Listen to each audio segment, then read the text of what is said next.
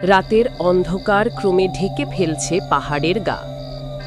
সেই নির্জন কুটিরে, যেখানে মাত্র ৩ বন্ধু অনিক, রোহান আর তুর্য নিজেদের স্মৃতি ভাগাভাগি করছে। তারা জানে না এই রাতটাই তাদের জীবনের সবচেয়ে বড় ভয়ঙ্কর রাত হতে চলেছে। ফোনে তখনও সিগন্যাল ভালো, বাতাসে মৃদু ঝড়ের শব্দ আর আকাশে মেঘ জমছে একাকী।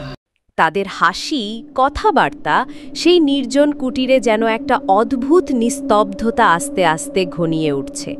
তাদের ফোনের সিগন্যাল হঠাৎ করেই একেবারে খসে পড়ে। স্ক্রিনে ঝলসে ওঠে নো সার্ভিস। এক মুহূর্তের জন্য তারা সবাই স্তব্ধ হয়ে যায়। রোহান বারবার ফোন রিফ্রেশ করার চেষ্টা করে, কিন্তু কোনো সিগন্যালের খোঁজ নেই। অনিক বলল, এই জায়গায় সিগন্যাল যাওয়া অসম্ভব, কিন্তু হঠাৎ কেন? তুর্য জানালা দিয়ে বাইরে তাকিয়ে একটা অদ্ভুত ছায়া দেখতে পায়, কিন্তু বাইরে কেউ নেই। তাদের চারপাশে যেন এক অদ্ভুত নিঃশ্বাসের শব্দ গুঞ্জন করছে, ঠিক যেন কেউ খুব কাছ থেকে শ্বাস নিচ্ছে। ৩ জন মিলে বাইরে বেরিয়ে দেখতে যায়, আশেপাশে কোনো মোবাইল টাওয়ার নেই, একদম নীরবতা। অল্পক্ষণ আগের ঝড় থেমে গেছে, বাতাস কাঁপছে না, কিন্তু তবুও তাদের কানে আসছে একটা অদ্ভুত আওয়াজ। ফোনটা একবার আবার বেজে ওঠে, কিন্তু স্ক্রিনের নাম্বার নেই, শুধু একটা ভঙ্গুর স্ট্যাটিক শব্দ। তারা একে অপরকে তাকায়, সবার মুখে ভয় স্পষ্ট। রাত গড়িয়ে যায়, তারা ঘরে ফিরে আসে।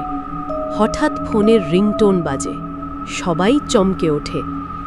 কলার আইডিতে লেখা কেউ ফোন ধরার সাহস পায় না। ফোনের ডিসপ্লে কালো থেকে রক্তের লাল রঙে বদলে যায়। তারা শিউরে ওঠে এবং ফোন কেটে যায় নিজ থেকেই। অনেক সিদ্ধান্ত নেয় ফোনটা আবার চেক করতে। সে স্ক্রিনে একটা অদ্ভুত ওয়েবসাইট খোলে, যেখানে বড় বড় বর্ণে লেখা look out for them.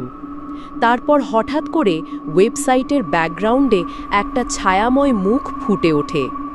Rohan ও তুর্য চিৎকার করতে থাকে, কিন্তু শব্দ যেন গুম হয়ে যায়। তুর্য ফোনে একটি ছবি তুলে ফেলে। অদ্ভুতভাবে ছবির মধ্যে তাদের সবার ছায়ার পিছনে একটি অনিচ্ছাকৃত অদৃশ্য মুখ দেখা যায়। এরা আমাদের সঙ্গে আছে, আদ্য বলে, ভয়ে জমে তার চোখে। সেই মুখ যেন ক্রমশ ধীরে ধীরে কাছে আসছে, অন্ধকার থেকে বেরিয়ে আসার চেষ্টা করছে।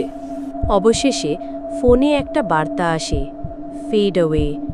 একটু পরেই ফোনে আলো নিভে যায়। কুটিরের চারপাশে সম্পূর্ণ অন্ধকার। তাদের